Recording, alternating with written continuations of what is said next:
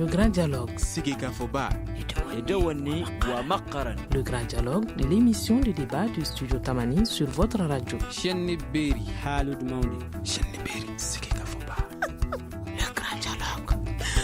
Le Premier ministre malien a sollicité cette semaine des fonds pour le financement du plan de développement des régions du Nord, alors que le rapport annuel 2015 du vérificateur général du Mali révèle des irrégularités de gestion de fonds dans plusieurs services et administrations au Mali, avec un détournement de plus de 70 milliards de francs CFA de 2012 à 2015. Dans ce débat, nous parlerons également de processus de paix avec le nouveau compromis entre CMA et plateforme, et également de la crise au sein de la Fédération malienne de football. Nos invités, ils sont tous journalistes. Serge Daniel et Diakari Diaye aussi avec nous dans ce studio, et Bandjougou Dante et Paul Ben au téléphone. Je suis Mohamedou Touré. Mesdames et messieurs, bonsoir et bienvenue. Le grand dialogue. Alors, nous allons commencer cette première partie avec cette information. Le Premier ministre malien qui a présenté cette semaine à Paris, au siège de l'Organisation de coopération pour le développement économique OCDE, le plan des perspectives de développement des régions du Nord. Écoutons déjà Abdoulaye Idrissa Maïga. Les besoins de la stratégie sont estimés à environ 3,340 milliards d'euros, dont environ 362 milliards de CFA, donc 16,52%, sont acquis. Sur la base de projets et programmes bien identifiés, et environ 83,48% de ce montant sont à rechercher. Et c'était là la réaction de Monsieur le Premier ministre malien. Écoutons maintenant Clément Dambélé, qui est politologue, qui fait son analyse. Si aujourd'hui le régime d'Ibrahim Boubacar Keïta obtient des fonds nécessaires pour relancer économiquement le nord du Mali, je pense que ça va régler à 80% le problème. Parce que vous savez, là où les gens trouvent l'autosuffisance alimentaire, là où il y a de l'emploi, là où il y a un bon système éducatif, là où on peut avoir une bonne santé, ça apaise les tensions, ça stabilise les gens, ça permet la communication entre les gens. Quand les gens ont faim, quand les gens ont soif, quand les gens sont malades, ils ne peuvent pas accéder à ces grands discours politiques. Ils sont plus fragilisés face à d'autres personnes qui viennent s'aimer la zizanie et qui viennent leur proposer des solutions alternatives qui ne sont pas toujours de bonnes solutions. M. Diakari Diaye aussi, que pensez-vous de ce plan dont le coût d'exécution est estimé à environ 362 milliards de francs CFA et également à ce jour seulement 16,52% sont acquis? Merci M. Touré, bonsoir à toi et à tous les auditeurs de Studio Tamani. Je crois que c'est un plan assez ambitieux. Mais le problème est que au jour d'aujourd'hui, le montant déjà mobilisé est très très faible. Le Premier ministre a parlé d'environ 16%. Et l'autre problème à signaler, c'est que les partenaires qui doivent accompagner le Mali dans l'exécution de ce plan-là sont en même temps ceux-là qui, à un moment donné, accusent en tout cas le gouvernement et les mouvements armés de traîner le pied dans la mise en place, la mise en œuvre de l'accord de paix. C'est dire que je ne suis pas très très optimiste.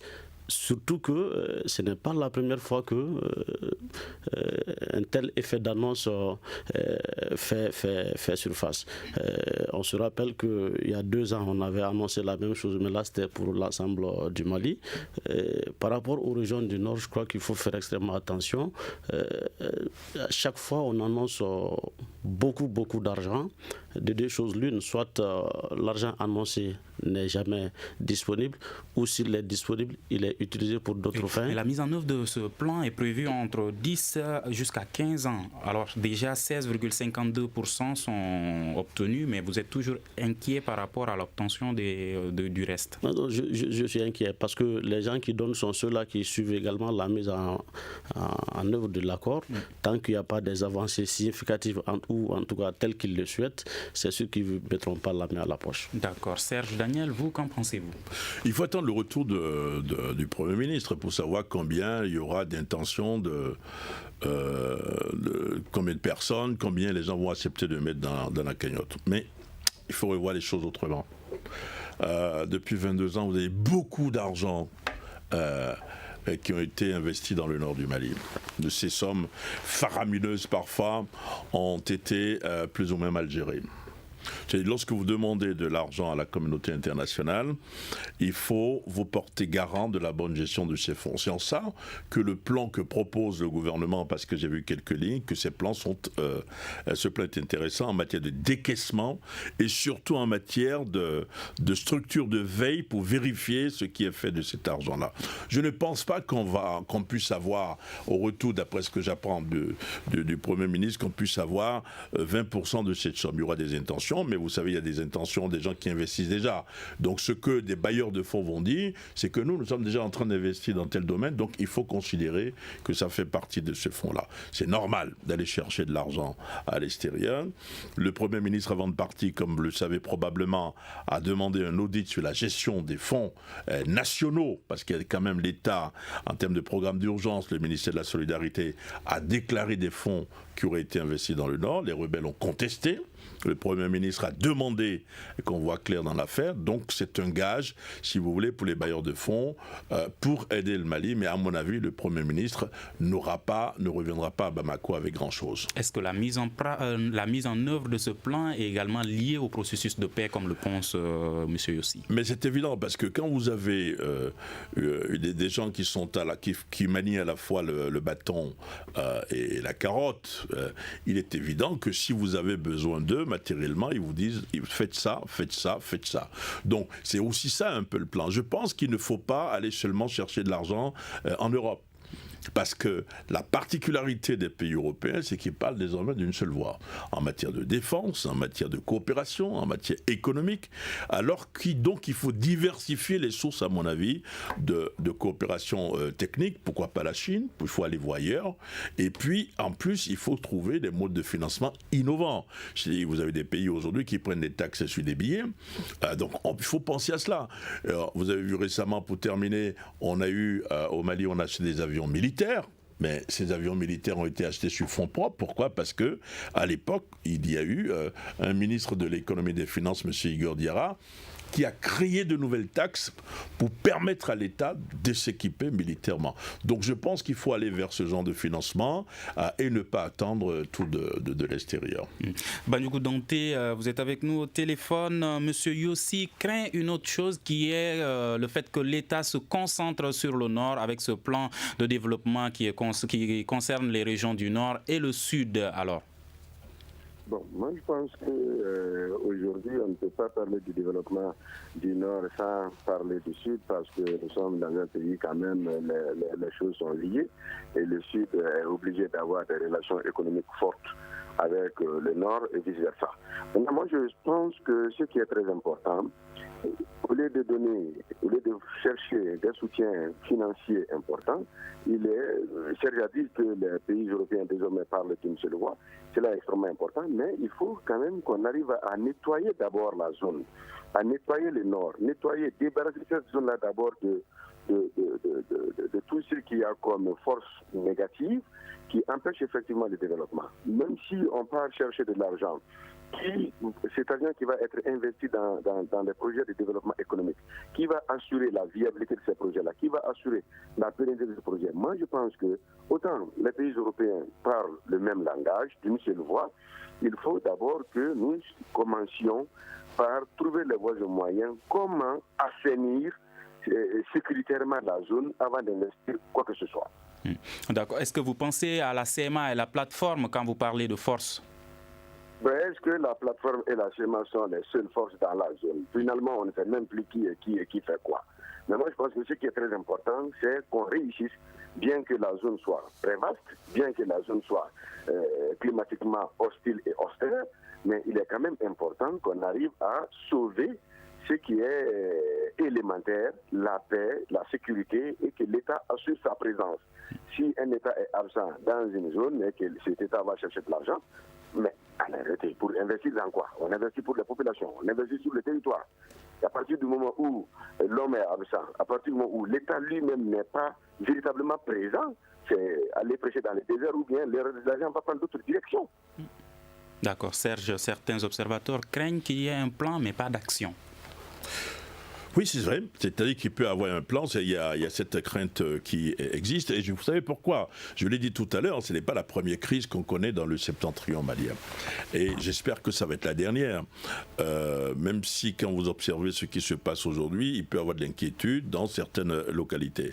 C'est-à-dire que je suis persuadé qu'il y a une conférence à faire sur le bilan des aides que nous avons reçues, pas seulement dans le nord du Mali, mais dans tout le Mali, si vous voulez, et qu'on puisse faire un bilan en disant qu'est-ce qui a fonctionné, qu'est-ce qui n'a pas fonctionné. Je vous assure, quand vous voyez les chiffres, quand vous voyez les diplomates, vous voyez les hommes d'affaires, les hommes politiques, quand vous dites combien ont été investis, combien on a investi dans le nord du Mali depuis la première crise, depuis les années 90, vous vous dites, mais zut, qu'est-ce qu'on a fait de cet argent-là? Vous savez, la route, par exemple, Gao-Kidal, ce n'est pas aujourd'hui qu'on parle de la construire.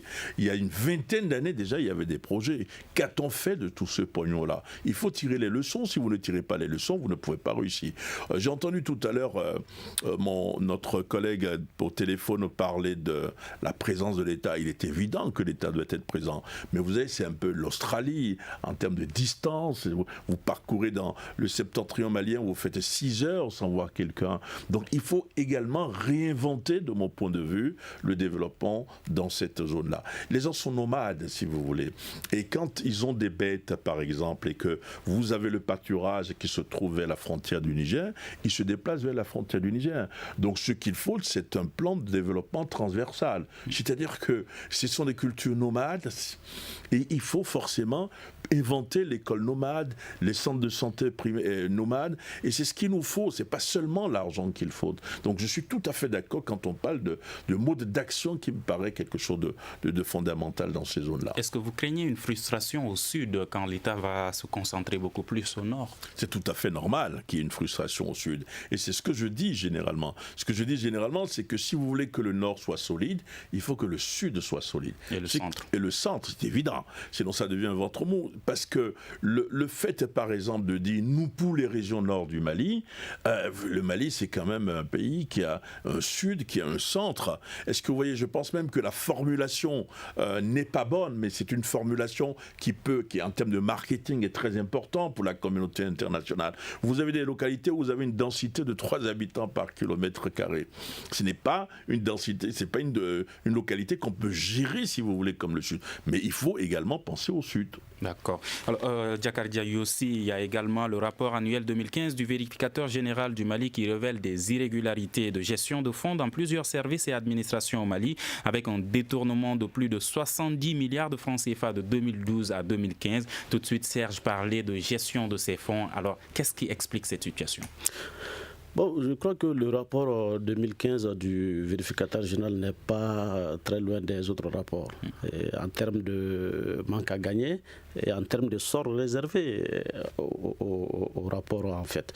Quand vous regardez, par exemple, les mêmes services ont été épinglés, les mêmes recommandations ont été formulées. C'est pourquoi lorsque le vérificateur a remis son dernier rapport au président de la République, beaucoup de nos concitoyens ont dit que ce rapport également sera logé dans un tiroir. Mais je pense qu'à ce niveau, moi je vais un peu gratigner nos amis de la justice par rapport à cela. Parce que en recevant le rapport, le président a non seulement réitéré son soutien ferme au vérificateur et à l'ensemble de ses collaborateurs, mais il a également dit, je cite, « J'engage le gouvernement à diligenter, n'est-ce pas, la mise en œuvre des recommandations contenues dans ce rapport et les suites judiciaires y afférentes. » C'est très clair. Donc moi je pense qu'à la matière, la justice doit une fois s'auto-saisir, n'est-ce pas, pour que ceux qui se sont rendus coupables de ces différentes corruptions puissent répondre de leurs actes. Est-ce que ces révélations vont être un handicap par rapport à la mobilisation des fonds concernant ce plan de développement des... Non, c'est réel. Moi, je pense même que le rapport là vient même au mauvais moment.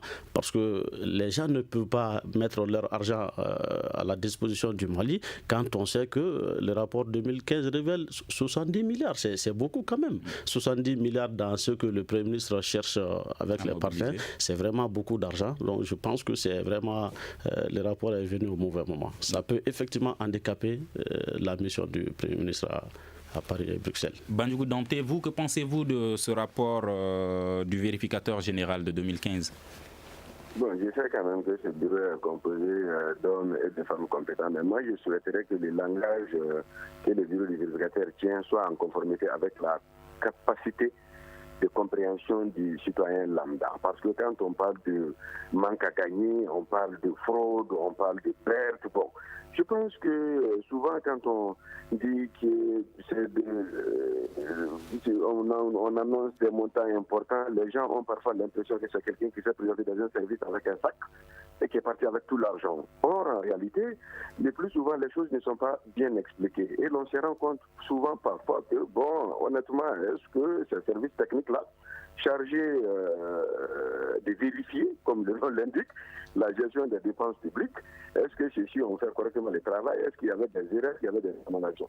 Mais à partir du moment où, depuis la création du bureau du vérificateur général, les rôles et responsabilités de tout un chacun ont été clairement définis, si le vérificateur fait son travail, maintenant, qui ne fait pas son travail? Et pourquoi il ne fait pas son travail? Je pense que la communication c'est véritablement à ce niveau. Pourquoi l'on n'a pas le courage de faire le travail? Donc, ce que je pense, il faut que les mots techniques employés par le bureau du vérificateur général soient en conformité avec la faculté de compréhension du Malien lambda. Et en même temps, au bout du rouleau, ou encore dans la chaîne, qu'on sache réellement qui doit faire quoi et pourquoi il ne le fait pas. D'accord. Donc, moi, j'interpelle plus ou moins le président de la République. Au lieu d'engager le gouvernement, il sait déjà qu'il ne fait pas son travail. D'accord. Je pense que le vérificateur, il a fait son travail en présentant un rapport. D'accord. Serge, il a été instruit au gouvernement de diligenter. D'accord. Maintenant, tout de suite, vous aurez la parole, Danté. Serge Bandjougou Danté interpelle le gouvernement, alors que Diakar Diaye aussi disait tout de suite que le président avait demandé à tout un chacun, à la justice notamment, de faire son travail par rapport à cela. Non, il y a une espèce d'hypocrisie collective par rapport à ces rapports du vérificateur. Moi, je pense que ce sont des hommes compétents, des hommes et des femmes compétents qui publient un rapport avec une méthode de travail assez sérieuse. Quand on dit 70 milliards de francs CFA, ça fait partie de ce que l'État a perdu, ça fait partie des détournements, il faut tenir comme ça, le non-respect des procédures, le non-recouvrement, mais ce qu'il faut dire, et c'est important, ce sont des fonds publics. Ce ne sont pas des fonds privés perdus. C'est l'État qui perd de l'argent. Et 70 milliards de francs CFA, je vous fais une petite analyse, une petite comparaison. Nous avons au Mali 8 institutions de la République. Pour que les 8 institutions de la République fonctionnent, il faut chaque année 40 à 50 milliards de francs CFA pour faire fonctionner l'État, pour faire fonctionner les 8 institutions de la République. Pour que ça fonctionne, il faut 50 milliards de francs CFA. Et là, par exemple, vous avez un manque à gagner de 70 milliards de francs CFA. C'est-à-dire, vous avez quasiment une fois et demie ce qu'il faut pour faire fonctionner toutes les institutions de la République qui disparaissent. Mais ce n'est pas possible. Il faut quand même qu'on puisse se réveiller, il faut quand même qu'on puisse savoir où se passe l'argent. Vous parlez du président de la République qui demande aux vérificateurs publiquement de faire son travail. Mais ça ne suffit pas. Le ministre de la Justice a parlé récemment. Il a dit qu'il n'y a pas... Le Mali est quasiment le seul pays où moins d'1% du budget est consacré à la justice. Enfin, je ne me souviens plus des chiffres qu'il a avancés, mais c'est quelque chose de dérisoire. Il faut donner la possibilité au pôle économique de faire son travail, pour faire des enquêtes, puisque c'est à charge et à décharge. On ne va pas chasser, pas parce que le vérificateur dit qu'il y a un manque à gagner de 100 millions dans ce service que le directeur du service est un voleur. Il faut l'écouter. Donc ça prend du temps. Il faut pouvoir mener les enquêtes. J'ai toujours ensuite l'habitude de dire, quand un État fait semblant de payer ses fonctionnaires, les fonctionnaires font semblant de travailler. Et quand les fonctionnaires font semblant de travailler, l'État fait semblant de les payer. Il faut revoir le salaire des gens. Je ne suis pas en train de justifier la délinquance. Mais je dis qu'il faut aborder enfin le travail en amont, le problème en amont et en aval. Et pour commencer, il faut arrêter, de mon point de vue, pendant 2 ou 3 ans, ces rapports du vérificateur général. C'est-à-dire que pendant 2 ou 3 ans, il y a une structure qui se consacre à demander des comptes sur les rapports précédents. Parce que sur les rapports précédents, vous avez des dossiers qui s'accumulent et qu'on ne s'en sort jamais. Chaque année, il y a un rapport du vérificateur général, mais on se rend compte que l'État ne veut pas, ou l'État n'a pas assez de moyens à mettre à la disposition de la justice pour faire son travail. Ça, c'est un. Mais de l'autre côté, il faut quand même resserrer les boulons. C'est-à-dire que si on dit qu'il y a, par exemple, dans les procédures de décaissement, des détournements ou des anomalies, il ne faut pas que chaque année on revoie les mêmes anomalies. Donc il y a à sanctionner également ceux qui sont en faute, et ça ne va. Alors l'impression qu'on a, c'est que le président de la République est très heureux chaque année de recevoir le vérificateur aux cérémonies officielles, de très beaux boubous, de très beaux costumes, mais rien ne change. Donc je ne vois pas pourquoi on va continuer à publier ces rapports. Il faut faire quelque chose. Bandjougou Danté, rien ne change, beaucoup de rapports, on ne voit pas de suite, et aujourd'hui Serge Daniel demande qu'on revoie également les conditions de vie des employés, c'est-à-dire augmenter par exemple leur salaire. Mais est-ce que même si on augmentait leur salaire, vu que c'est une habitude, il n'y a pas de sanction, la situation va changer? Bon, moi je pense qu'effectivement, il ne s'agit pas seulement d'augmenter les salaires, mais il s'agit de faire en sorte que les produits soient accessibles à un prix abordable. Même si les gens sont payés à 50 000 francs par mois, si les 50 000 leur permettent d'avoir le nécessaire, c'est déjà bon. Il ne s'agit pas d'ajouter 10 000 francs sur les salaires et que les prix connaissent une flambée significative, ce qui peut engendrer des difficultés. Alors, je pense qu'effectivement, il n'y a pas de sanctions. Toujours est-il que c'est le même cinéma, excusez-moi. Alors, pourquoi il n'y a pas de sanctions? Bon, cette question doit être certainement posée à ceux qui sont chargés de sanctionner. Bon, apparemment, soit les gens ne sont pas très sûrs de ce qui se passe, soit les gens ne sont pas convaincus, ou soit ce qui est dit n'est pas bien fondé, soit il y a un manque de volonté politique, soit un manque de courage. D'accord. Jakardia Yossi, est-ce que cela veut dire que ceux qui doivent sanctionner sont aussi impliqués, c'est ce qui empêche les sanctions? Bon, c'est un ensemble de tout. Je me souviens encore avec l'ancien procureur général Tessougé, où on disait que 200 dossiers avaient été transmis à la justice. Le procureur général disait qu'il n'avait rien reçu. Donc ça rejoint un peu ce que les confrères Serge et Dante viennent de dire. C'est comme si l'ensemble des différents acteurs se sentant coupables, s'entendent vraiment pour que rien ne se passe.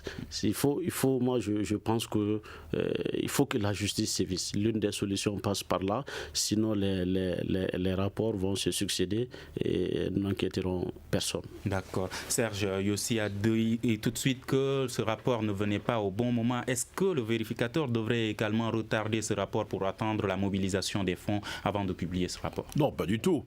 Il ne faut pas attendre, justement, parce que vous savez, les institutions, les diplomates qui sont dans vos pays, dans nos pays, les institutions financières sont au courant quasiment de tout. À un moment, le bureau du représentant du FMI était à l'intérieur du ministère des Finances ici. Donc tout ce qui est photocopie, tout ce qui est réunion, donc on sait à peu près. C'est-à-dire que là, le rapport est plus précis en parlant de 70 milliards de francs CFA, mais si vous prenez les institutions et les chancelleries qui sont chez nous, qui sont au Mali, ces institutions peuvent savoir que globalement, il y a plus de 40 milliards de francs CFA qui manquent dans les caisses de l'État. Il faut avoir le courage de publier ces rapports, ça c'est une chose, c'est très important je trouve, mais il ne faut pas que ça soit seulement de mon point de vue, et que ça se limite à une cérémonie officielle, on publie les rapports, ensuite le président de la République se défend en disant « j'ai donné les instructions, la justice n'a pas suivi », c'est de A à Z qu'il faut suivre ces rapports-là. Et c'est ce qui manque le plus. Moi, j'aimerais bien voir un rapport, par exemple, 2015, où on dit, voilà, l'année dernière, voilà ce que nous avons reproché à l'État, voilà ce que nous avons fait, voilà ce qu'on a récupéré. Aujourd'hui, voilà ce qu'il faut faire, voilà ce qu'il ne faut pas faire. Alors, il ne faut pas que ça soit le principe du marronnier. Vous savez, le principe du marronnier pour les journalistes, c'est un événement qui, chaque année, à tel endroit, à tel moment, se déroule. Il y a une espèce de banalisation de ces rapports qui, quand même, laisse à désirer. Regardez un peu le grand siège, le siège Marouste du vérificateur général, on dirait une primature, si vous voulez. Donc c'est quelque chose de très important. Alors, faut-il pas s'interroger sur l'utilité de ce bureau? C'est ce que je voulais dire. Vous m'aidez à dire ce que je ne voulais pas dire aussi brutalement. Est-ce qu'ils sont utiles? Je parlais des institutions tout à l'heure de la République. Vous avez 8 institutions, vous avez 50 milliards pour faire fonctionner ces institutions par an. Et vous avez le rapport du vérificateur qui vous dit il y a un manque à gain de plus de 70 milliards. Donc c'est quasiment une fois et demie ce qu'il faut pour faire fonctionner l'État. Donc il y a quand même un problème. D'accord. Retroussons les manches, voilà, et arrêtons de chanter, arrêtons de rigoler. La récréation doit être enfin terminée pour qu'on puisse avancer. Dante, avez-vous quelque chose à dire par rapport à l'utilité de ce bureau? Bon, moi je pense qu'il y a beaucoup de structures de contrôle au Mali. Mais ce bureau du vérificateur a été tellement annoncé en grande pompe, on a tellement compté sur ce bureau, au point que finalement, j'ai le sentiment que ce qu'on met dans l'entretien du bureau risque d'être supérieur à ce que le bureau engendre comme revenu pour le pays. Donc il faut s'interroger. À quoi peut-on s'attendre comme solution pour mettre fin à ces malversations? Il n'y a qu'une volonté politique réelle et forte pour mettre fin à ça. Mais une volonté politique objective, sincère. D'accord. Monsieur Yossi, avez-vous une autre solution? Non, moi je vais peut-être répéter ce que j'ai dit. Parce que tant que les gens se rendent compte que les rapports se suivent et se retrouvent dans les tiroirs, et nul n'est inquiété, ça ne va pas changer. Serge l'a dit à un moment, il faut qu'en présentant un rapport, qu'on soit à mesure de dire ce qu'on a fait du précédent. C'est là extrêmement important. Est-ce que les Maliens ne peuvent pas se lever pour demander des résultats par rapport à ces rapports? Bon, je crois que l'exercice auquel nous nous prêtons actuellement procède de cela. Mais de façon générale, est-ce que le rapport, Dante l'a dit lors de sa toute première intervention, ce rapport, comment le perçoivent les Maliens? Moi, je pense que les gens qui s'en émeuvent, c'est plutôt les intellectuels. Sinon, l'écrasante majorité des Maliens, les populations rurales notamment, ne savent que faire du rapport du vérificateur général.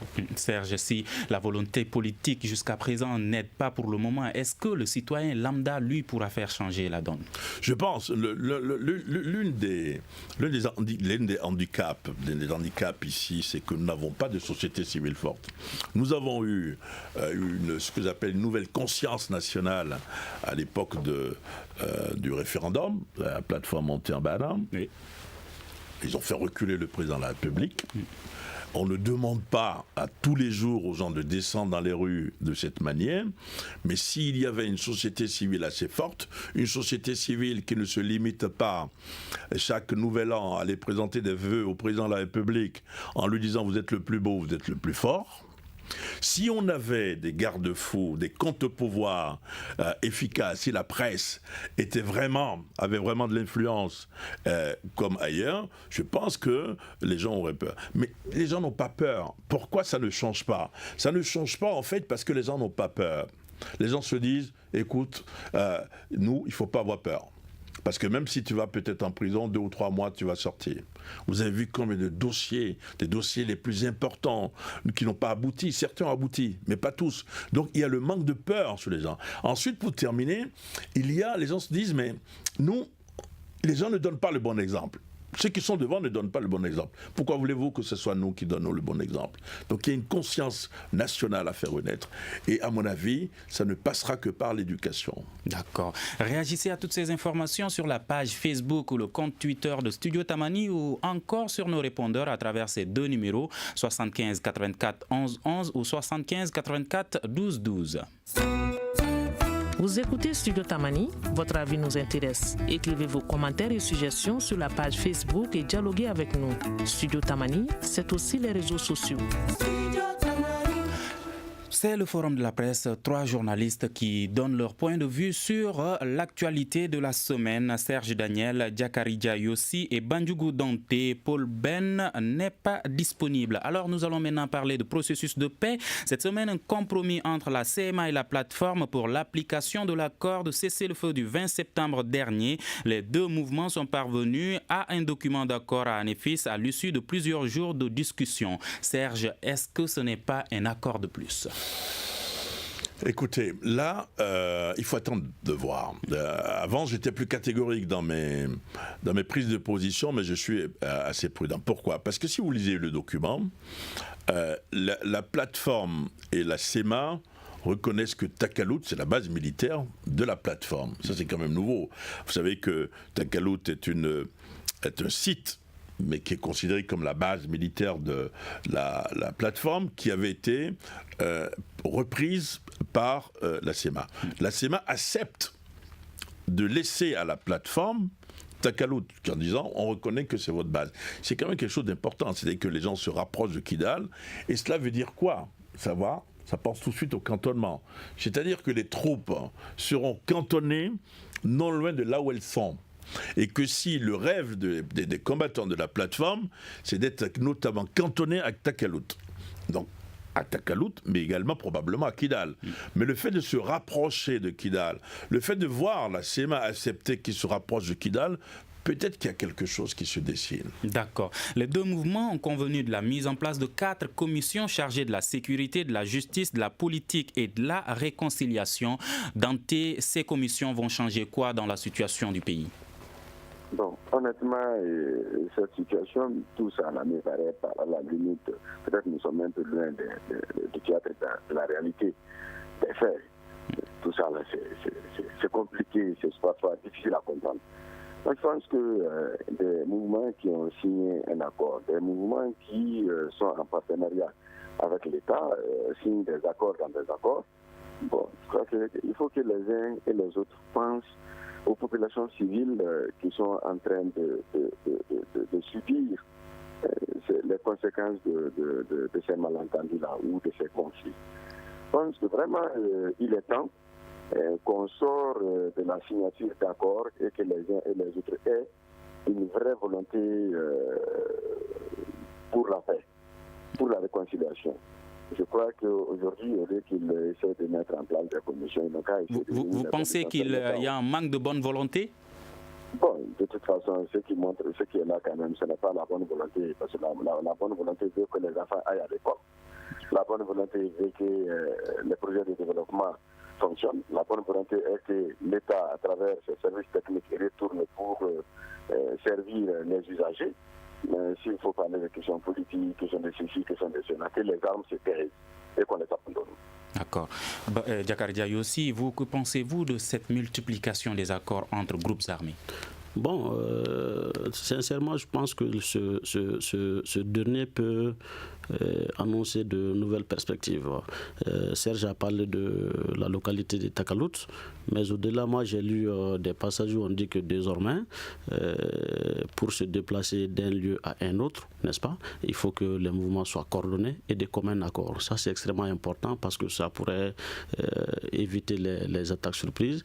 Également, un autre passage où on dit que désormais, toute personne qui se rendrait quand même coupable d'homicide ou de spoliation de biens des populations s'expose à des graves sanctions et ne pourra bénéficier d'aucune couverture. Je pense que ce sont là des aspects extrêmement importants. Ce n'est pas un accord comme les autres parce que dans les précédents accords, ça c'est des passages qui n'avaient pas été notifiés. Surtout que la localité de Takalout, sa reprise était une question d'honneur pour la plateforme. Le fait pour la SEMA d'accepter que la plateforme revienne à Takalout, je pense vraiment que c'est un grand pas qui vient d'être franchi dans l'atteinte de la paix. Alors, nous sommes à la rentrée scolaire. Aujourd'hui, l'école a repris. Aujourd'hui, cet accord, est-ce qu'il ne peut pas permettre également la réouverture de ces plus de 500 écoles qui étaient fermées à la fin de l'année scolaire précédente ? Bon, c'est pas évident. La reprise des cours dans les différents établissements au nord ne peut pas être conditionnée à ce seul accord. C'est un ensemble de tout. Il faut d'abord les infrastructures, il faut le personnel enseignant.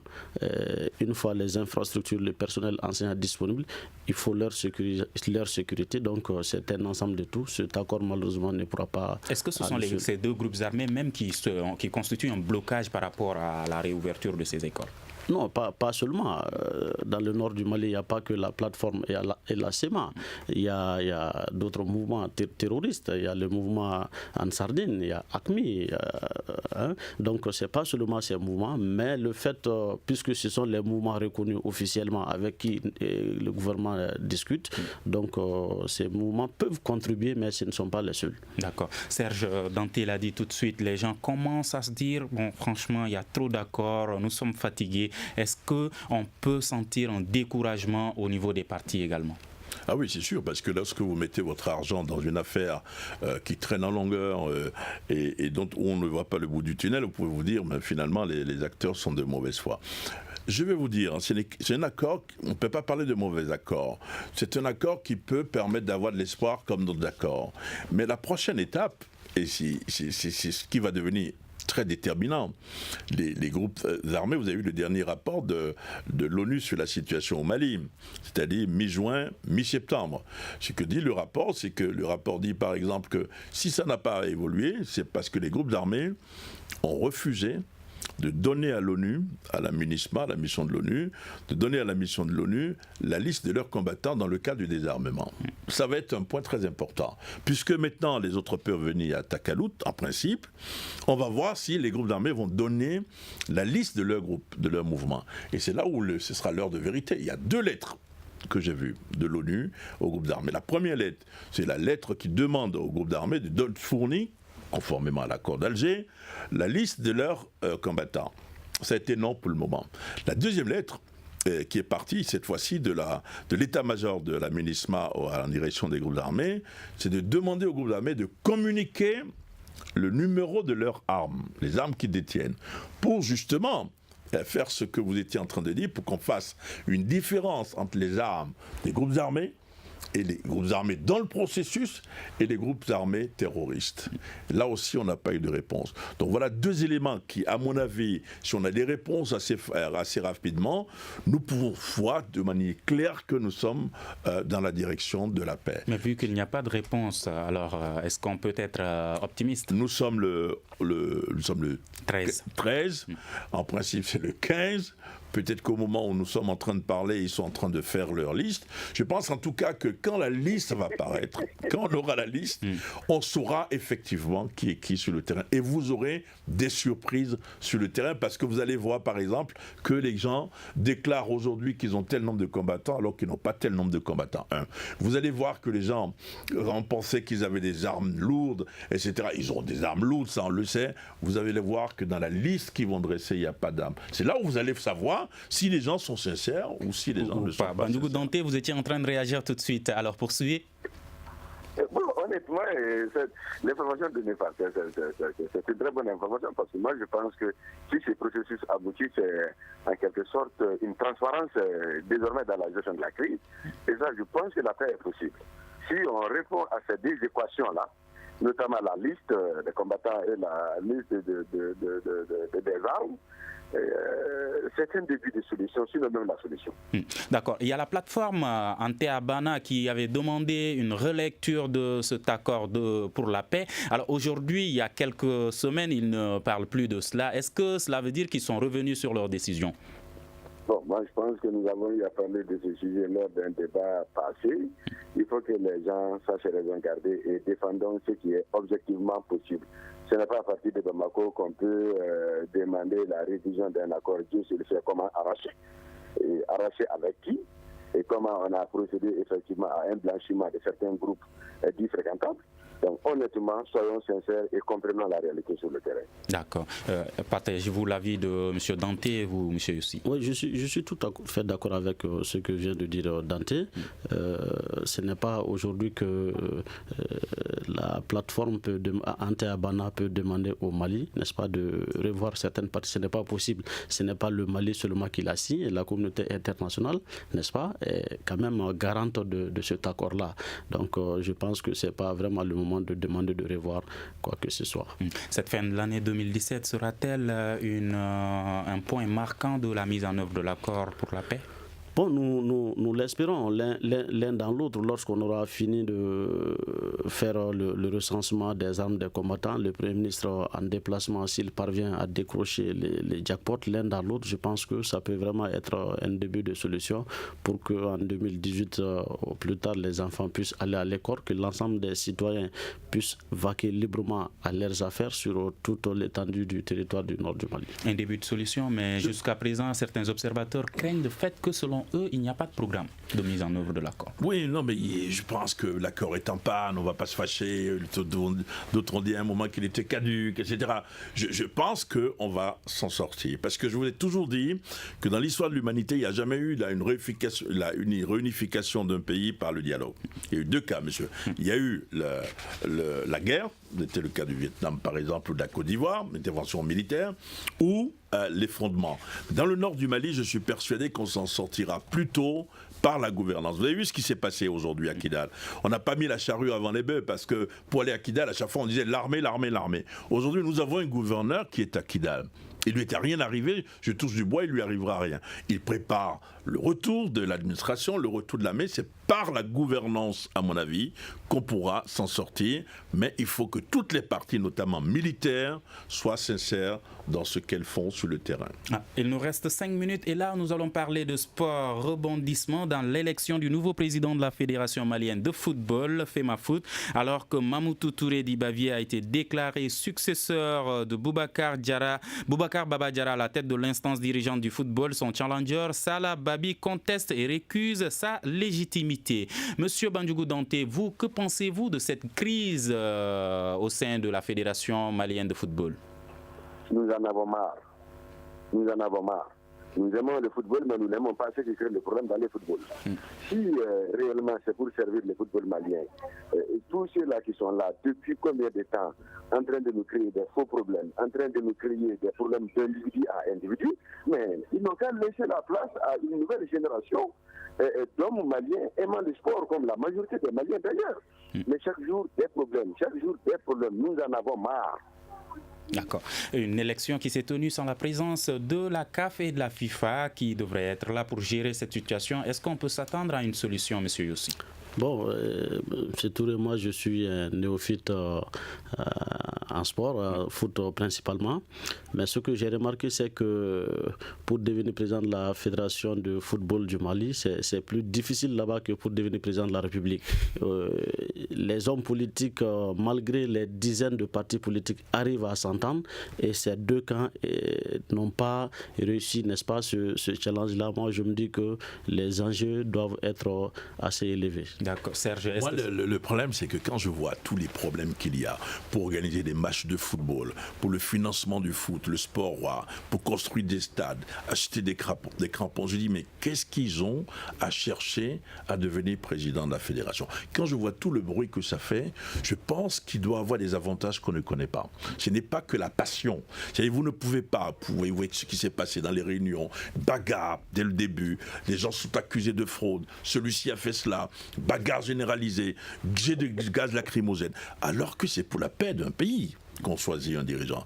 Donc il faut quand même que l'État prenne ses responsabilités. J'ai toujours dit aux gens, oui c'est vrai la fédération est indépendante, mais la fédération est indépendante, mais quand il y a des problèmes de sécurité, vous avez vu ce qui s'est passé dans un hôtel la dernière fois lors des élections? Si la gendarmerie et la police n'étaient pas là. Donc l'État a sa part de responsabilité dans cette affaire. L'État doit jouer son rôle dans cette affaire-là. Et donc tant qu'on ne va pas faire asseoir tous les groupes, parce qu'il faut faire en sorte qu'il n'y ait pas de contestation lors des élections. On a entendu tel est du Sud, tel est du Nord, il n'a pas le droit d'être président. Mais zut, l'équipe nationale est composée de Maliens du Sud, du Nord, de l'Est et de l'Ouest, s'il vous plaît. Donc je pense que l'État a une part de responsabilité dans cette affaire. Il faut prendre ses responsabilités, quitte à être sanctionné par la Fédération internationale de foot. Comment on va recommencer le championnat? Qu'est-ce qu'on va faire? Comment on va développer le foot? Les footballeurs maliens qui sont à l'étranger. Mais tout ça, ça fait un grand bordel, comme le dirait l'autre. Excusez-moi. D'accord. Bandjougou Danté, certains aussi se posent une autre question qui est où va-t-on? On disait qu'on veut la paix entre le Nord et le Sud. Aujourd'hui, au Sud même, les présidents n'arrivent pas à s'entendre par rapport à la gestion de la Fédération malienne de football. Aujourd'hui, où va le Mali? Est-ce que vous avez une réponse à cette question? Honnêtement, j'aimerais essayer de dire quelque chose à mon ami Serge. Ceux qui parlent de nordistes, de sudistes dans la crise du football, ce ne sont que des prétextes. Sinon, en réalité, ce ne sont pas des arguments soutenables. C'est que les gens en conflit trouvent toujours des mots pour déchirer. Sinon, en réalité, ça n'a rien à voir avec question du Nord ou question du Sud. Il y a Serge qui demande à l'État d'assumer sa responsabilité. Pour le processus de paix, on a fait appel à la communauté internationale. Et pour gérer cette crise également, il y a la CAF et la FIFA qui sont là. Le ministère du Sport n'arrive pas à gérer cette situation. L'État peut assumer sa responsabilité à condition que nous acceptions être suspendus ou qu'on arrête de parler pour nous pendant quelques années. D'accord. Et moi, je crois que si c'est nécessaire, là, pour balayer tous ces gens qui sont là aujourd'hui, il faut le faire. Est-ce que Diakardia aussi, l'État va assumer sa responsabilité? Bon, l'État doit le faire. D'accord, merci. Et c'est ce qui met fin à ce forum de la presse. Nos invités, Serge Daniel, Diakardia Yossi, Bandjougou Dante, tous journalistes. Débat réalisé par Fatmata Togola, mise en onde assurée par Seydumbo, à la régie vidéo Mamadou Yatara. Je suis Mohamedou Touré et vous pouvez retrouver ce débat sur notre chaîne YouTube. Le grand dialogue. Le grand dialogue de l'émission de débat du studio Tamani sur votre radio.